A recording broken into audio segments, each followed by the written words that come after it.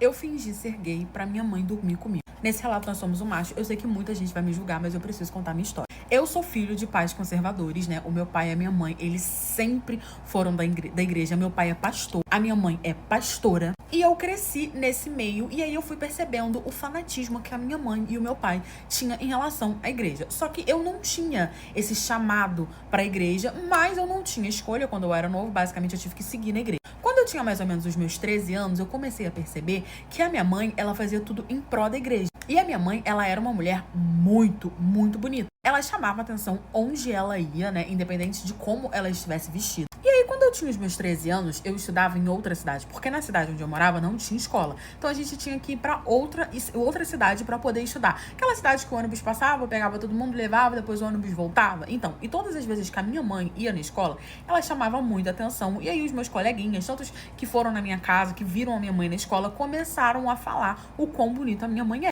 E adolescente é um problema. Atualmente, eu já sou um homem, mas na época, eles começaram a colocar na minha cabeça que a minha mãe era muito bonita, que se fosse eles nunca teria parado de mamar, que não sei o quê, que eu devia ficar de olho na minha mãe, porque minha mãe era muito linda, que se fosse filho eu não ia conseguir separar. E eu comecei a escutar muito isso dos meus amigos. Só que eles começaram a me tratar de uma forma diferente pelo fato da minha mãe ser bonita, como se aquilo ali fosse incrível. E aí eles começaram a falar, pode falar, tu pega tua mãe, pode falar, tu não dá ali uma massa ali, pode falar, tu não faz aquilo. E aquilo foi entrando na minha cabeça. Quando eu tava com 15 anos, aquilo começou a fervilhar na minha cabeça e eu via que eles me tratavam diferente, me tratavam melhor, me tratavam como se eu fosse super popular por conta disso. E aí eu comecei a falar que sim, que eu pegava minha mãe, que eu dormia com a minha mãe, que eu tinha me perdido com a minha mãe, que não sei o que. Eu comecei a inventar um monte de mentira. Até que eles começaram a me pedir provas. Ah, então eu quero ver, que não sei o quê. E eu ia desconversando até que eu comecei a virar o comentário da escola. Eles estavam me chamando de mentiroso. Então eu precisava provar que eu realmente estava dormindo com a minha mãe. E o que eu fiz? Eu aproveitei o fanatismo da minha mãe